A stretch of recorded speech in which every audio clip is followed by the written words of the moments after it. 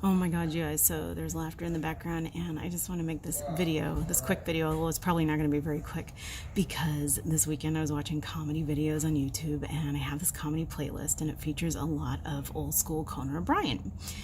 So basically, like, Conan O'Brien would have these sketches that he would do with Andy discussing new TV channels. Like, one time there was this essentially soap opera mascot channel where I think Mr. Metz played the jilted wife or husband of somebody, and then there was this other hilarious channel that almost seemed avant-garde, which is like the Punch Out channel or the Knockout channel, where there's this guy standing in the center of the screen, and then you hear this really official sounding 3, 2, 1, and then psh, and then you pretend to punch the guy out to alleviate your stress. But anyway, at the time, apparently there was this really hot shit VH1 dramamentary. Well, it was this dramamentary documentary thing that essentially explored what people might have imagined a meeting would take place between Paul McCartney and John Lennon after the Beatles broke up, and a discussion as to whether or not the Beatles would ever get back together. And as you can see, it looks real, like it looks like it might have been an actual documentary, but it wasn't. Aidan Quinn played Paul McCartney, and I think the guy from Mad Men, the British guy from Mad Men, who I can't remember his name off the top of my head, but he played John Lennon. And when I initially saw his picture, I was like, there's no way he would be John Lennon. But actually, he looks pretty much like John Lennon there. So this was a dramamentary. I guess that's the poster. And so Conan and Andy wanted to do their own parody. So this is essentially what it was. So legend has it that in 1989, long after their bitter breakup, Daryl Hall ran into John Oates at the urologist's office. Okay, now first of all, that's already off, because Daryl Hall and John Oates did not break up even close to that long ago for 1989. Because I remember as far back in 88, they had the album Ooh Yeah, and they had that really awesome song on it. You have everything your heart desires, so why you want more if you have. Okay, I'm doing it in my morning voice. Anyway, you guys get the picture. I'm sure a lot of you remember it because you're Gen X and you're awesome. So regardless, this is how it started. Then in 1989, long after their bitter breakup, I can't talk this morning, Daryl Hall ran into John Oates at their urologist's office. And that's the Bergman shot. That's like the Ingmar Bergman deep conversation shot. That's not the first part of it, though. So they see each other. Hall. Oates. Oates. Oates. Hall. So they see each other. And then some conversation ensues. Hall's a little more bitter because he's got the short dude complex, I think. And I think they have Andy standing in a grate. Or Conan standing in a box. But in any case, conversation, more conversation, more conversation. Oh, and then the fighting ensues. More fighting. And you know what comes next. And then they start to sing again, solidifying their roots.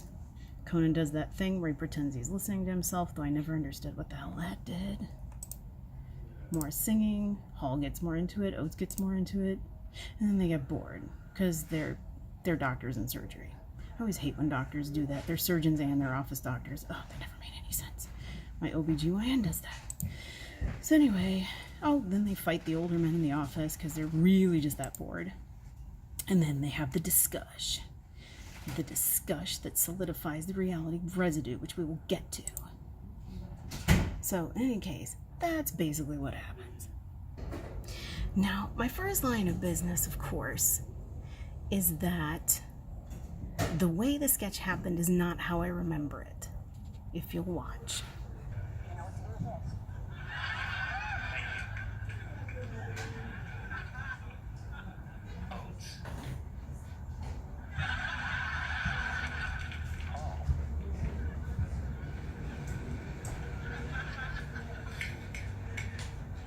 And he walks over and they talk.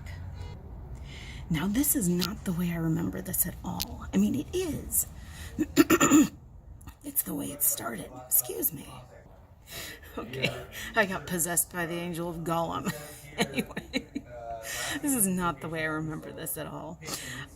So Conan walks over to Andy. First of all, Conan sees Andy and Andy sees Conan.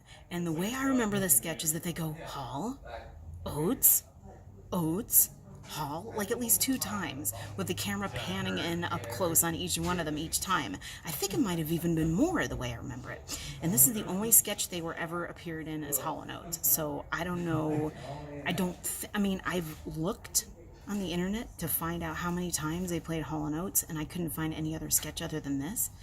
So that's the first one. It was weird. And just the same way that I know that I remember McDonald's spelled M-A-C because I looked up the Scottish spelling with my dad and we would always make jokes about it. I remember from pretty much ever since the first time I saw this sketch, making that joke. That was my one big takeaway. Hall, Oates, Oates, Hall. It was hilarious. And it's something that Conan and Andy would have done because they would have drawn out. They would always milk things for all they were worth. So really, the way I remembered it would have been much more like this.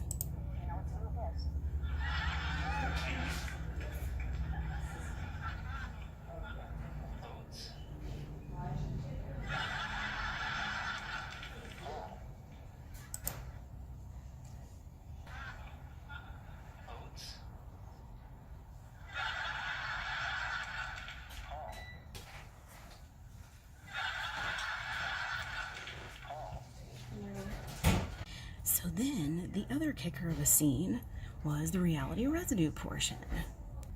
And again, the whole Daryl Hall versus Hall & Oates thing has always had me gobsmacked, even from the beginning, and I've got some more reality residue of my own from here on out, but we will start.